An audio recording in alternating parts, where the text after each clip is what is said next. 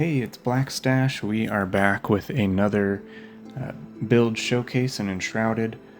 This time we're looking at a village that I've been working on with my friends Keej and Straypack. This village is called Emberdale, and it can be found in Revelwood, in this little cliff area right next to the Mistbury Catacombs. This village has a market in the town center, a restaurant, a big inn. It's got a barn, houses for everybody. There's a potion shop with a secret room that goes under the village, and then there's a little like Hermit Shack that overlooks the whole town. So we'll go ahead and start with a just walkthrough of the whole town, and then I'll go through each of the buildings, and we'll come back and look at it at night. If at any point you want to jump ahead, I'll include some links in the description so you can do that.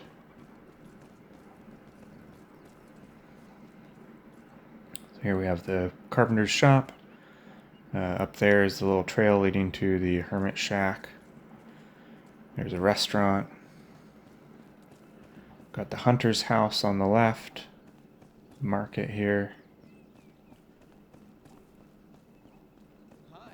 And on the left here is the Blacksmith's house, or the smithy. There's the potion shop. Got some houses here. And the inn. And then here's the barn.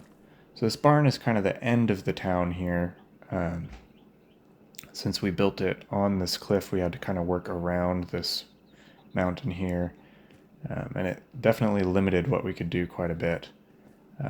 But it gives us these nice overlooks and kind of let the village wrap around. Yeah, this barn is based on Chisel Chip's design, but I added stuff to it to make it my own, and kind of wanted to have separate spaces for each of the animals here and a designated place for them. If you come out here, oops, don't want to let them out. See, they've each got their little spaces here.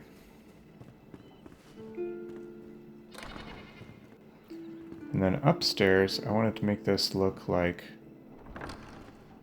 real barns that I've spent time in, where there's just a lot of clutter and stuff that looks like it's been sitting for a long time. Obviously got the hay bales and stuff for feed. And once this tree grew in, this little overlook became a little less useful, but got the pumpkin patch here. On the left, this was the first house that I made. It's the Bard's house. It's not a very big house, but I like how it turned out.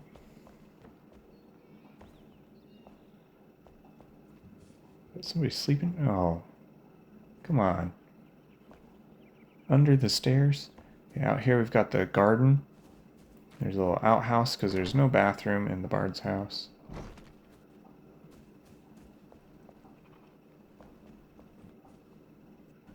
Little kitchenette. And she's got her little bedroom here, which she clearly doesn't use.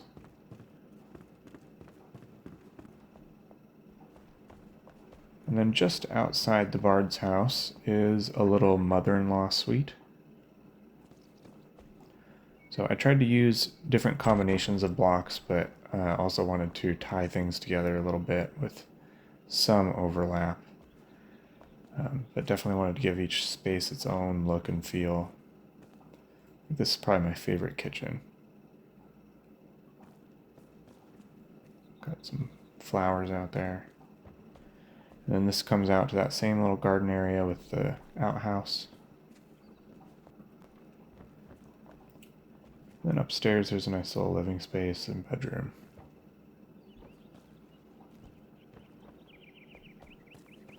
Across the street is the building that I spent the most time on. This is the inn.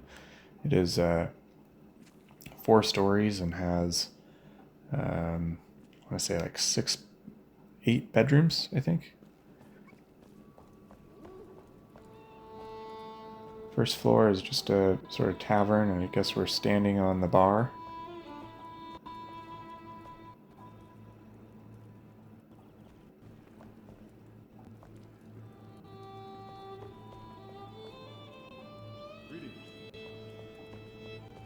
here we have the bathroom.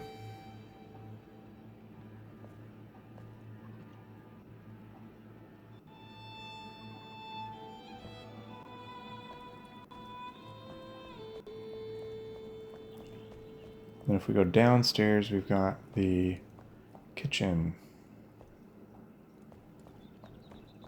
Kind of fun little spot here. The villagers really like to clump right in here, especially when you're decorating.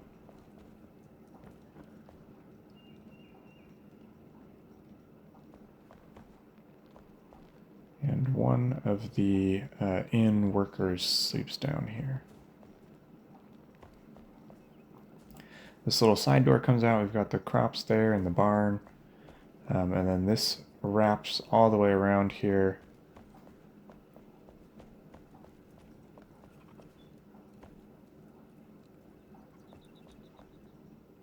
Comes back up. So let's go back inside and we'll go upstairs and look at all the bedrooms. Oh, hello.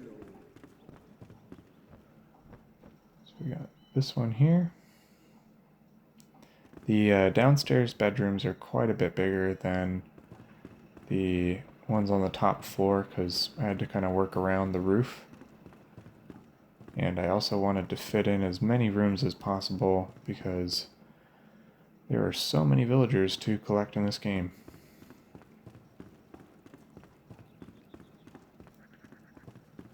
So upstairs there's kind of a little common area here.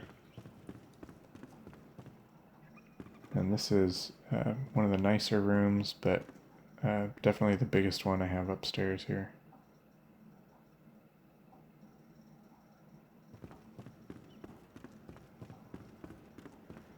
The rest of them are more like this size.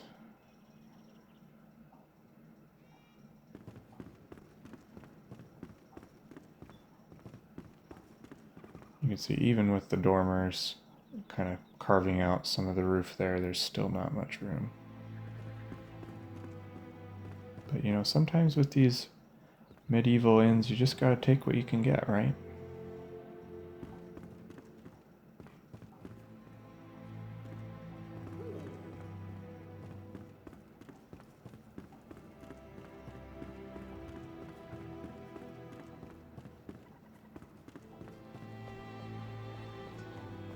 So that is the inn. If we come out here, this is a little shed. We used to keep all the chests on the side of the street for way too long, so I made this spot here, and charcoal looks like the dog's been in here. I didn't place that. I don't even know how you could place charcoal. Let's go to the potion shop here.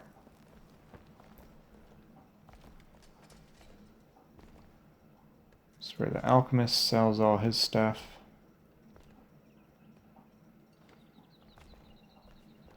There's a secret room here, but we're going to come back after we check out the rest of the building here.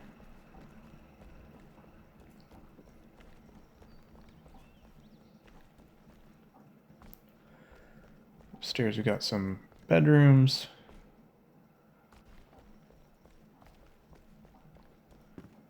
Little balcony.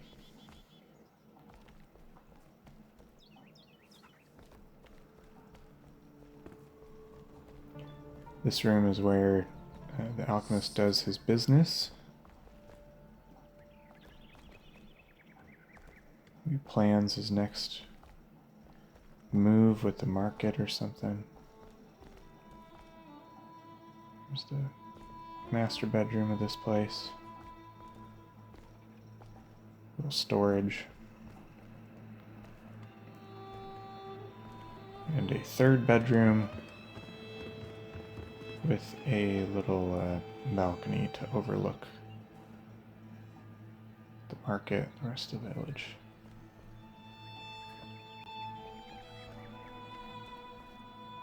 Let's go back downstairs and check out that secret room again.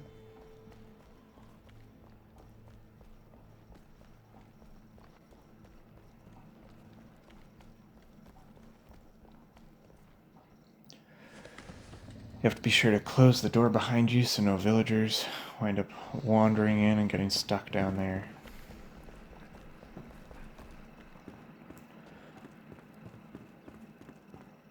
So one of the fun things about building with other people is you can kind of surprise each other when other people aren't on, and add things and see how long it takes them to discover it.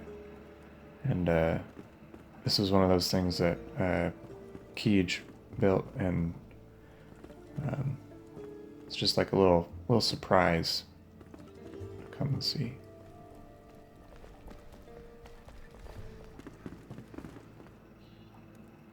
Also looks very cool at night, so we'll come back to there.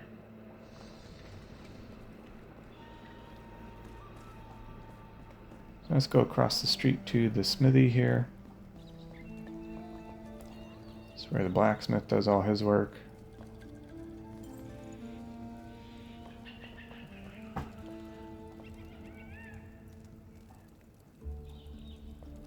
Like how this little chimney lets in some daylight here, so it provides a little extra light too. He's got a little deck.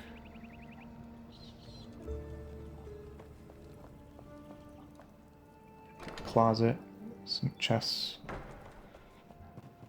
And then upstairs we have all the works in progress or unfinished projects.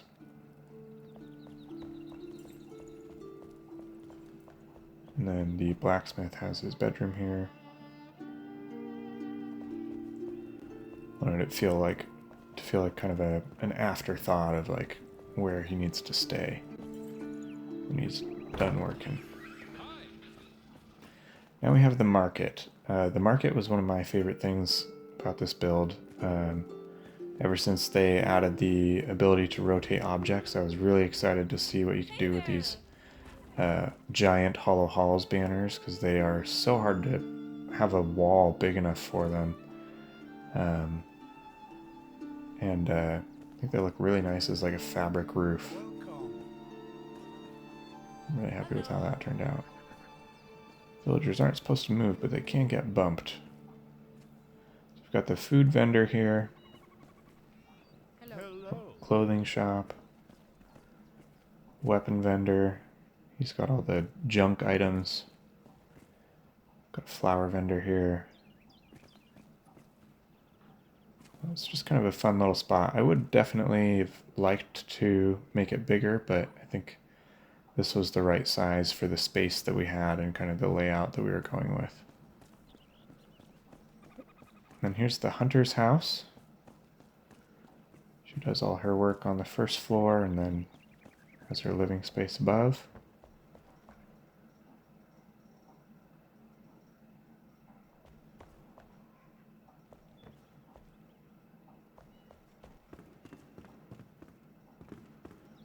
She's got her living room, bedroom, a little study. Just trying to do some skylights here with the windows. It's a little tricky with the way the holes work in the roof pieces, but they do fit together. And over here we've got the restaurant. It's got lots of nice outdoor seating.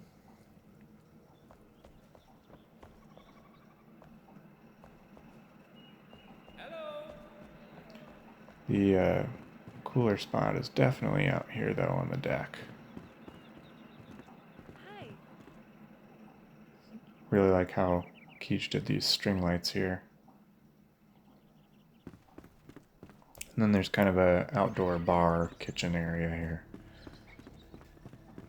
Hey.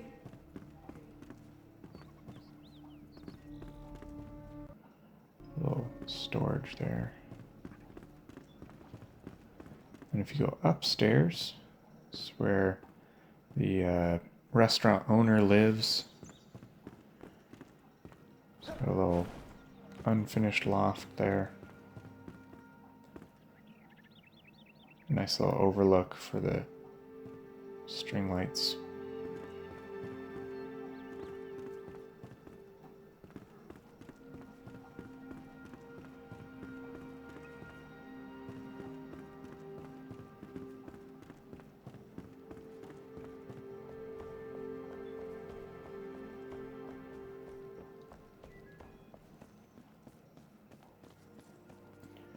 Now we have the Carpenter's workshop. Got most of his equipment and stuff outside here. When you come in, there's a little washroom when you need to clean up at the end of the day. Over here, I kind of wanted to just sort of imagine like a table that was made from leftover scraps that were just laying around. So there's just a door and some barrels.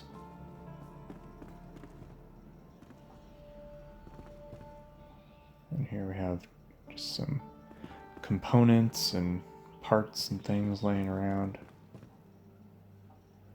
Bedroom. And a little deck.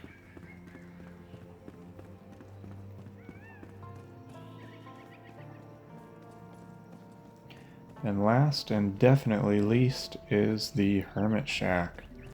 This was mostly I just wanted to have a purposeful overlook. And kind of what I imagined here was just this disgruntled old man that wants to get away from everybody else, but still depends on the village. And he just kind of built up this path over time from junk.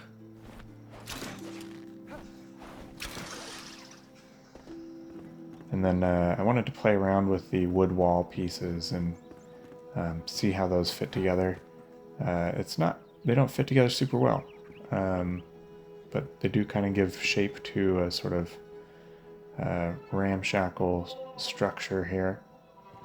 But yeah, that is the town of Emberdale, and we will look at a couple more spots at night. The market, we'll go back to the secret room and check out the inn and the restaurant with those string lights there. So we'll just wait for nighttime here. Okay, so now that it's nighttime, we'll go ahead and fly down to the market, and then we'll check out the restaurant and go back to that secret room and the inn.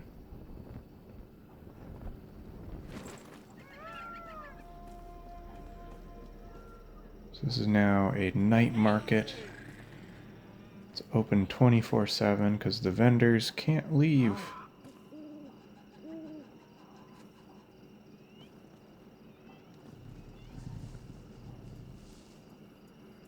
I think one of my favorite parts of this village at night is the way that the light plays off of the leaves on these red trees. They just kind of glow.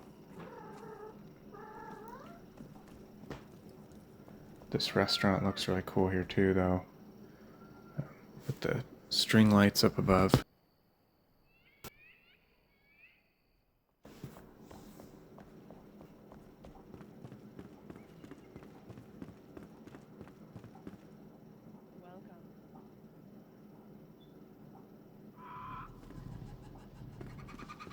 And it looks even better the next floor up.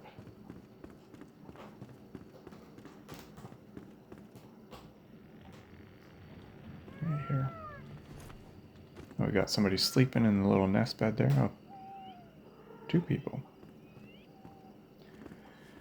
It's funny, like the way this game works, there's a lot of, you'd think there's some nightlife with like taverns or things like that, but as soon as it hits nighttime, everybody just drops.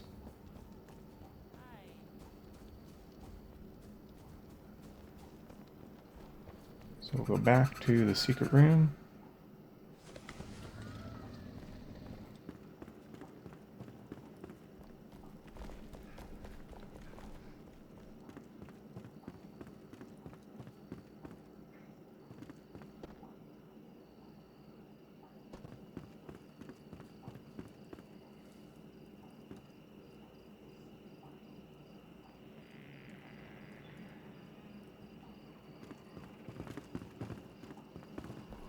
Then we'll check out the inn, and that'll be the last thing we'll look at here.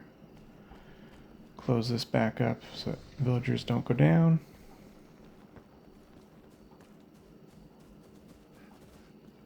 Who's in there? Doesn't usually go in that house.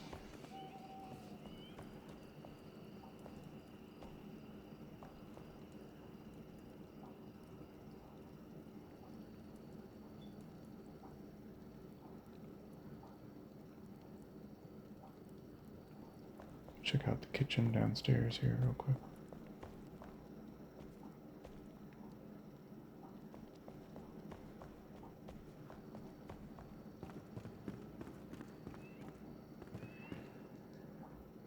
And that's pretty much it. So that is the town of Emberdale. Thanks for watching the video. Let me know if you had a favorite building or if there was anything you wanted to know how we did it. Yeah, I hope you enjoyed it. Thanks.